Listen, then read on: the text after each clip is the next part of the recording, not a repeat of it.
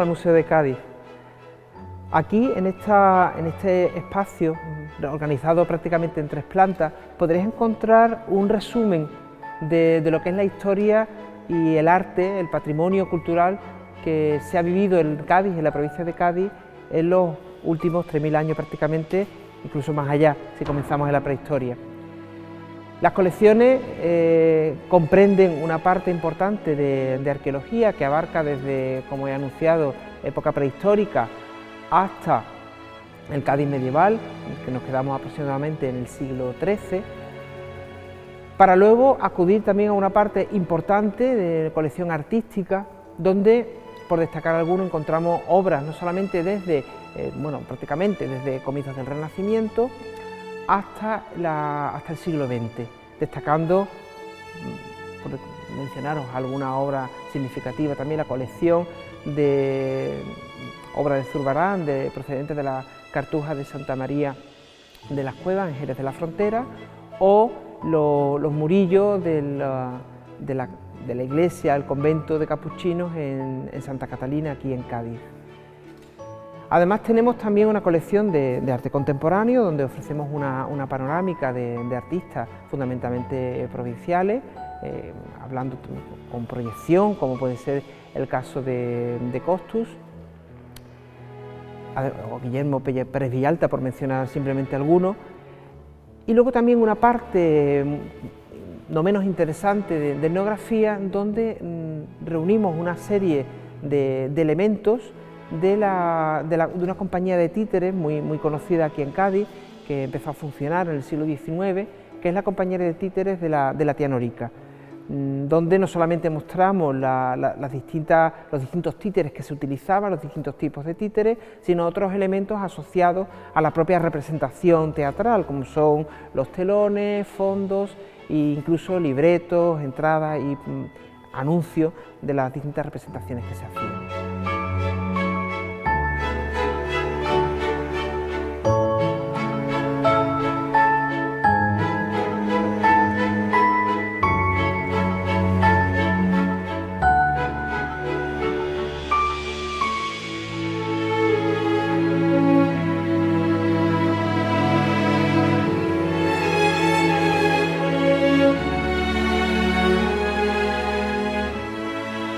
Estamos en la sala de prehistoria del Museo de Cádiz y en este recorrido que ofrece toda la sección de arqueología por la historia de la provincia, empezamos precisamente por el periodo más antiguo. La provincia de Cádiz, en este sentido, ofrece una gran riqueza y variedad en cuanto a periodos y yacimientos, y contamos desde elementos materiales del Paleolítico hasta otros que nos llevan a la edad del cobre y la edad del bronce. Querría detenerme en algunos aspectos, ¿no? Mencionar, por ejemplo, el importante aporte de arte rupestre que tenemos en la provincia, fundamentalmente en el entorno del campo de Gibraltar, o uno de los monumentos megalíticos más antiguos documentados en Andalucía, como es el Dolmen de Alberite, datado hacia finales del cuarto milenio. Si queréis me acompañáis, vamos viendo un poco.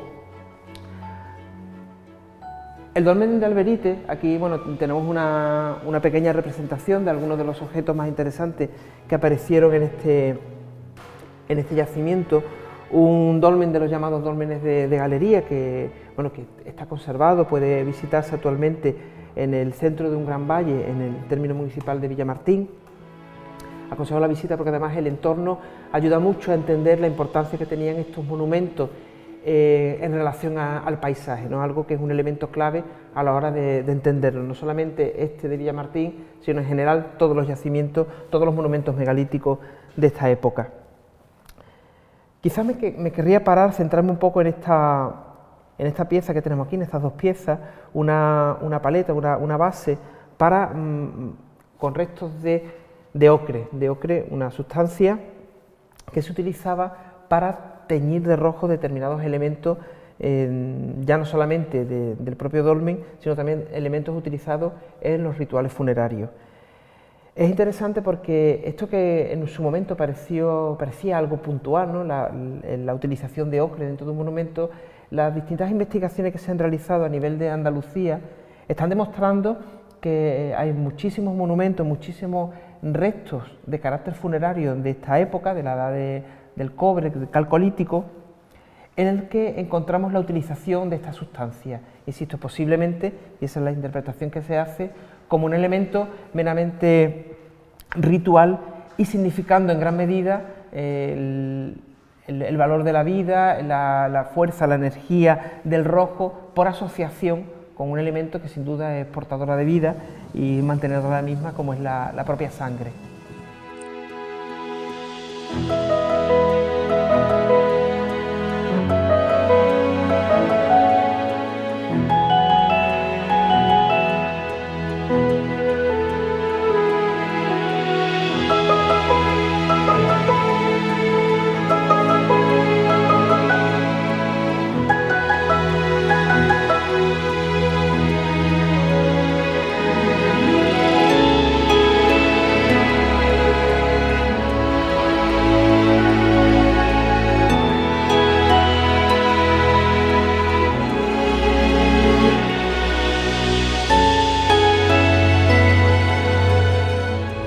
Estamos ahora en la sala de arqueología fenicia,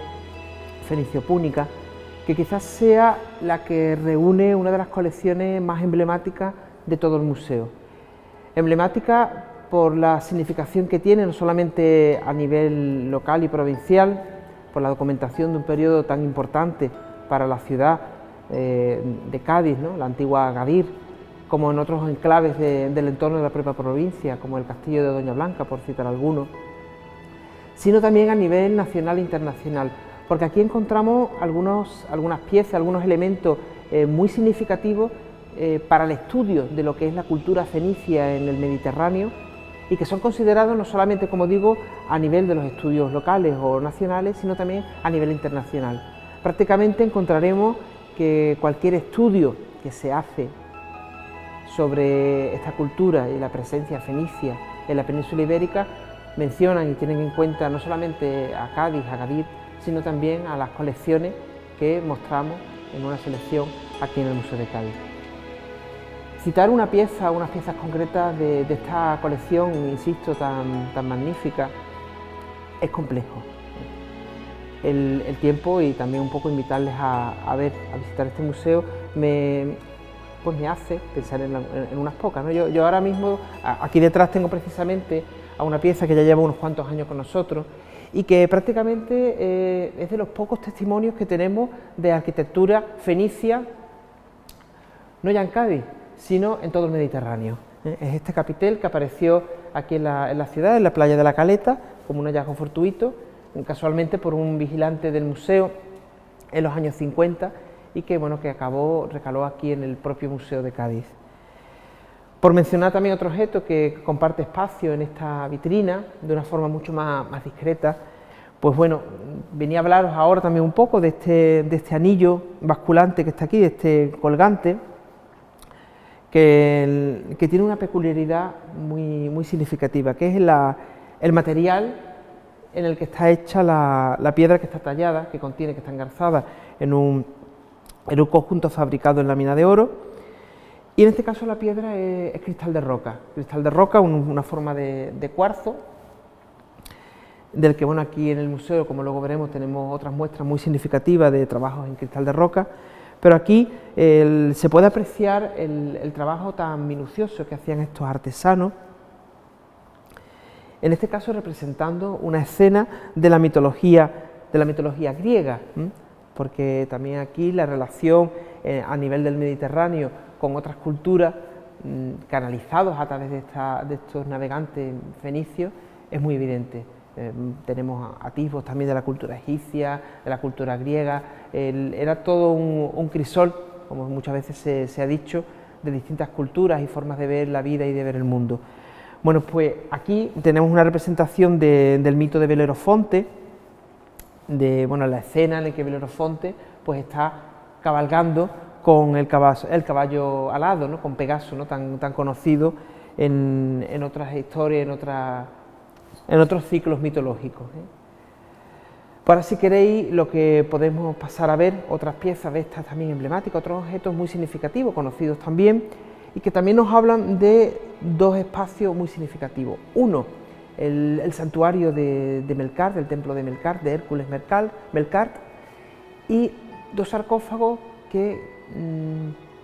tenemos la fortuna de poder exponer aquí en el Museo de Cádiz. Si me acompañáis.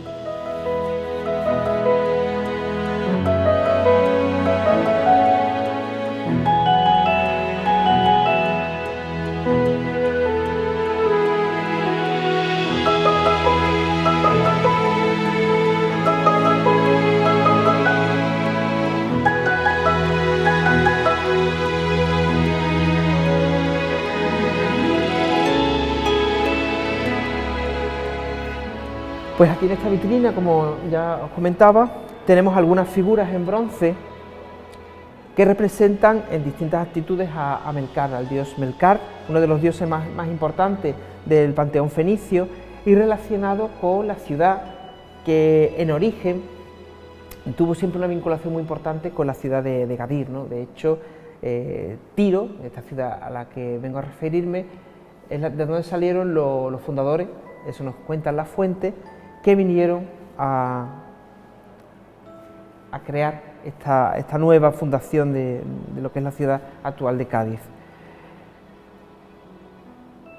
Como ocurre en otros ámbitos del mundo antiguo, la presencia de los santuarios, de los templos, como un punto de referencia para no solamente para estos navegantes que vienen de tan lejos, sino también un punto de referencia para el mercado, para las transacciones, para las relaciones políticas, económicas y comerciales, pues también aquí los fenicios instalaron, más que instalaron, fundaron, en este caso, un templo muy importante, que fue muy importante no solamente en su ámbito, sino a lo largo de toda la antigüedad, que es el templo de Melcar, de Hércules, luego asimilado a Hércules. Un templo que también las fuentes nos hablan, que estuvo aquí César, y que probablemente pues era siempre el punto de referencia en el que los comerciantes siempre acudían antes de emprender alguna nueva actividad comercial. Aquí lo que podemos ver son unas figuras en bronce que nos recuerdan por la iconografía que representan al mundo egipcio, ¿no? Esto que nos podría parecer extraño no lo es, porque bueno, desde muy antiguo, desde mucho antes del momento de datación de estas piezas, estamos hablando del siglo VII, pues ya los fenicios, todas las poblaciones que vivían en la costa sirio-palestina, tenían una relación muy estrecha con el mundo egipcio, ¿no? Ya prácticamente desde tiempos del Imperio Antiguo, pero sobre todo el Imperio Medio e Imperio Nuevo. Entonces, bueno, estaban muy acostumbrados, muy asimilados a esta iconografía, a esta forma de representar las divinidades, de representar los distintos actos de acciones y vida de estos dioses y diosas. Además del templo de Melcar, ¿no? Que posiblemente estaría en el entorno de lo que hoy es Santipetri, aunque es cierto que no tenemos restos arquitectónicos ni arqueológicos fidedignamente asociables a lo que es el templo, pero sí hemos encontrado en ese entorno muchas de estas figurillas y de otros elementos que se asocian a prácticas votivas, es decir, son piezas que normalmente nos las encontraríamos solo en un ámbito de culto, o relacionado con el culto, que extrañamente estarían en un ambiente doméstico o de otras características. Por lo que, bueno, todo ello y las referencias que aparecen en las fuentes clásicas de época grecorromana, pues nos hacen pensar que posiblemente el templo de Melcar estuviese en esas inmediaciones, precisamente en la zona por donde pasan las rutas de navegación que proceden del Mediterráneo y que van al Mediterráneo, entrando a lo que es la bahía de Cádiz y el valle del Guadalquivir. Ya después de esto querría enseñaros quizás dos de las piezas más emblemáticas y más conocidas del Museo de Cádiz, y son dos piezas que además nos hablan de la propia historia del museo. Vengo a referirme a los dos sarcófagos, tanto el masculino como el femenino. Digo importantes para la historia del museo porque el hallazgo en 1887 del sarcófago masculino significó la propia fundación del museo, porque se consideró que una pieza tan excepcional necesitaba un espacio público visitable para que todo aquel que quisiese venir a verlo y conocerlo pudiera hacerlo. Y entonces desde aquel momento, desde finales del siglo XIX, el Museo de Cádiz está abierto y nos preside el sarcófago masculino. Años después, casi 100 años después, en 1980, se encontró la que se suele llamar la Dama de Cádiz, ¿no? También un sarcófago, aproximadamente de la misma cronología, en sitios que se encontraron en sitios diferentes, bastante separados unos de otros, que aportaron una ventaja nueva con respecto al hallazgo de finales del 19, que fue la posibilidad de excavarlo con una metodología más afinada, con un sistema de excavación más afinado de que nos encontrábamos en aquel momento. Y que también, bueno, nos están hablando de una época, el Cádiz del siglo V a.C., donde nos encontramos una clase muy potente, una clase económicamente muy pudiente y una ciudad de una importancia tal que en este caso sus grandes dignatarios eran enterrados de esta manera, con sarcófagos que proceden o que en origen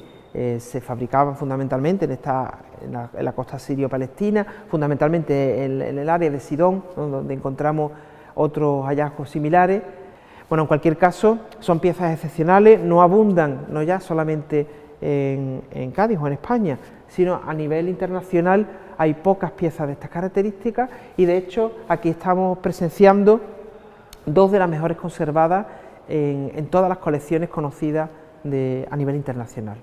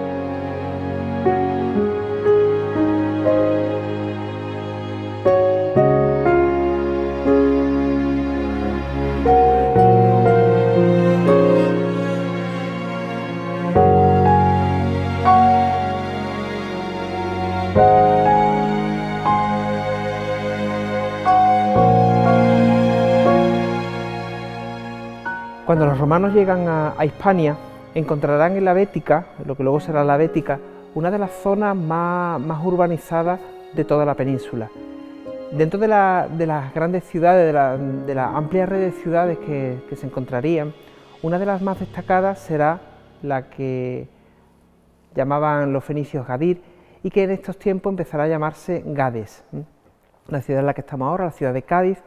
una ciudad con una ciudad muy próspera, con un amplio poder económico y político, y que desde un primer momento, con la llegada de los romanos, sabrá jugar bien sus cartas para tener un papel preponderante desde la época republicana. De hecho, será una de las pocas ciudades que firme un foedus, un pacto de igual a igual con Roma, y habrá familias de origen gaditano tan influyentes como la familia de los Balbo, que tendrán un papel relevante en el desarrollo de lo que es la Roma republicana.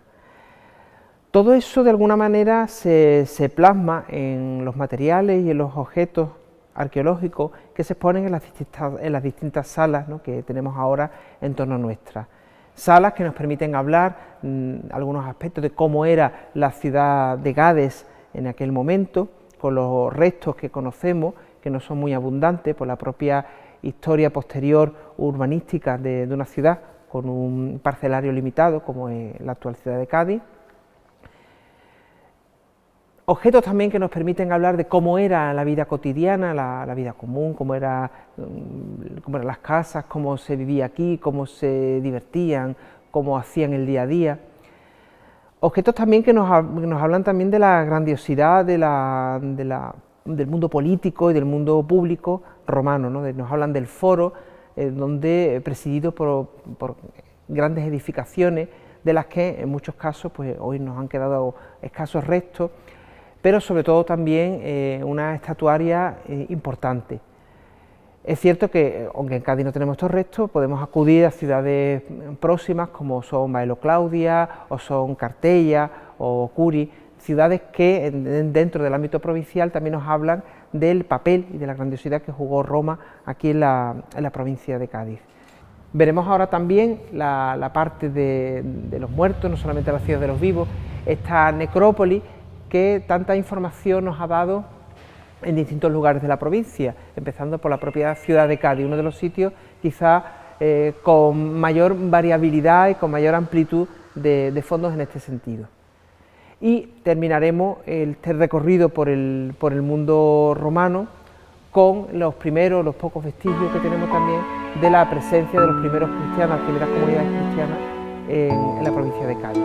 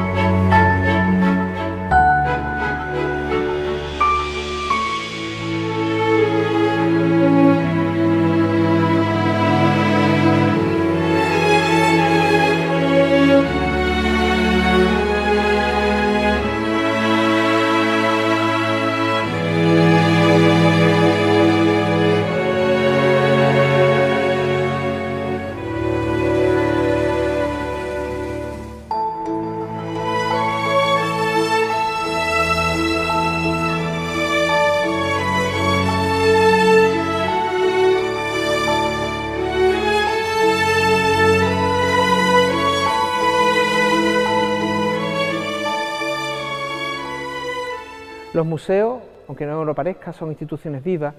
y aunque nosotros veamos todo instalado y colocado en vitrinas o en las paredes, pero siempre hay un proceso de revisión y también de fomento de la investigación, tanto desde dentro como en colaboración con otras instituciones, que también nos permiten ir profundizando y ampliando el conocimiento y también los mismos fondos que tenemos en estos museos. Un ejemplo interesante lo tenemos con esta pieza que tenemos, este objeto que tenemos aquí detrás, que es una representación de Livia, un personaje que conocemos bien, de la familia imperial romana, alto imperial, que originalmente estuvo aquí expuesto en el museo junto, igual que ahora, Druso y Germánico, formando parte probablemente de un conjunto escultórico más amplio que encontramos algunos restos del mismo en Medina Sidonia, una población de la provincia de Cádiz. Sin embargo, a raíz de una investigación encabezada por un equipo de la Universidad de Sevilla en relación a distintos togados femeninos y masculinos que teníamos aquí en los almacenes del museo, en la reserva, pues dieron con este cuerpo que, por una serie de circunstancias en las que ahora no voy a entrar, concluyeron que pertenecía a esta cabeza. Entonces la investigación, en este caso, de este equipo, permitió reconstruir en el estado que está actualmente, reconstruir en este caso con 2 piezas originales, es decir, la cabeza y prácticamente todo el cuerpo. La representación, la escultura de Livia. También como otro rasgo muy significativo, os invito a que veáis, no tocar nunca, recordad que en los museos no tocamos,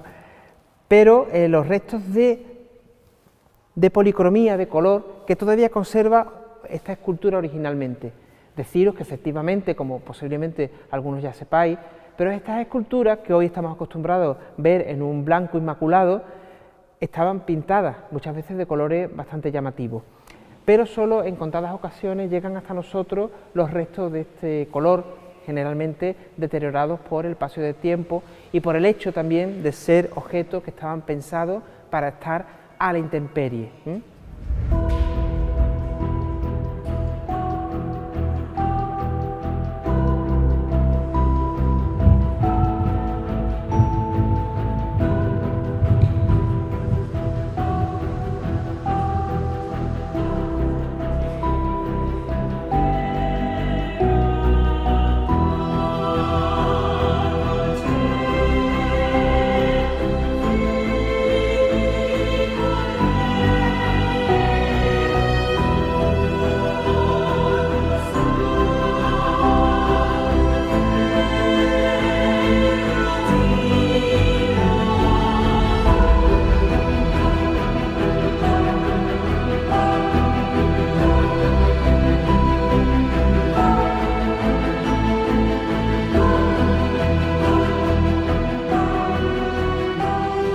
Deciros también que además de este objeto y de otros tantos, la colección de arqueología del Museo de Cádiz os permite navegar por distintas vertientes de cómo era la vida pública y la vida privada de la gente que vivía no solamente en la ciudad de Gades, sino también en otras poblaciones de la provincia. Contaros un poco y yo os invito a que exploréis y que indaguéis estas distintas piezas que tenemos aquí en el museo, estas colecciones. Y eso sí, yo os invitaría a ver muchas cosas, pero que no dejéis de ver, por ejemplo, el ajuar de la calle Escalzo, de la tumba de la calle Escalzo, donde encontraréis un ajuar de cristal de roca que es excepcional en su ejecución, en su material y en su estado de conservación, que os invito a que busquéis y a que disfrutéis de ese ajuar, como del resto del museo.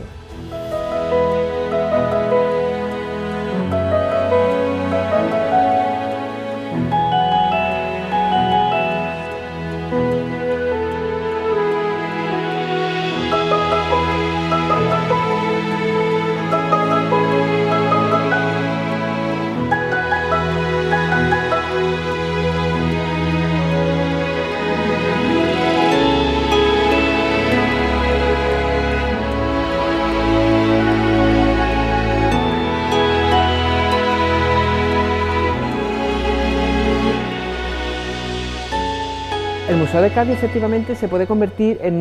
convierte y es un buen punto de referencia para acercarnos a la historia de la ciudad, acoger aquí a los viajeros para darle un referente para luego poder acudir a otros espacios culturales de la ciudad y de la provincia. Es de alguna forma como el resumen, como el esquema introductorio que nos ayuda a conocer luego mejor cómo es la historia de esta ciudad, cómo es la historia de esta provincia y cómo ha ido discurriendo en el tiempo.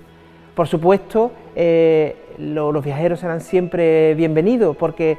no solamente en el museo, sino en la propia ciudad, porque es una ciudad que nació de viajeros y es una ciudad que se ha seguido forjando a base de viajeros, de gente que viaja, que nos gusta viajar y que siempre, en última instancia, tenemos a esta ciudad, a la ciudad de Cádiz, como referente, como punto de guía, como norte de nuestra brújula.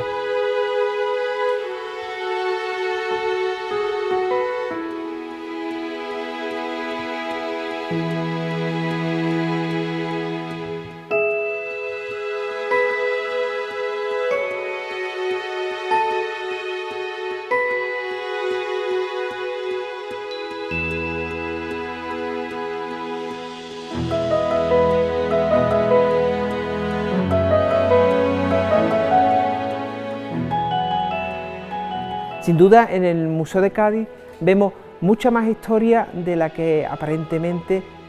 hay, o más bien, por decirlo de otra forma, quizá más correcta, encierra más historia de la que nos parece, porque detrás de cada objeto, detrás de cada escultura, de cada cuadro, hay siempre la historia de quien lo ha hecho, de quien lo ha fabricado, de quien lo ha vivido, de quien lo ha encargado y de quien de alguna forma ha estado presente en el momento de que aquel objeto, que ahora es testigo mudo, queda ahí presente para contarnos que la historia es algo que se hace, la historia es algo en la que nosotros se nos invita a participar, que nosotros también somos historia.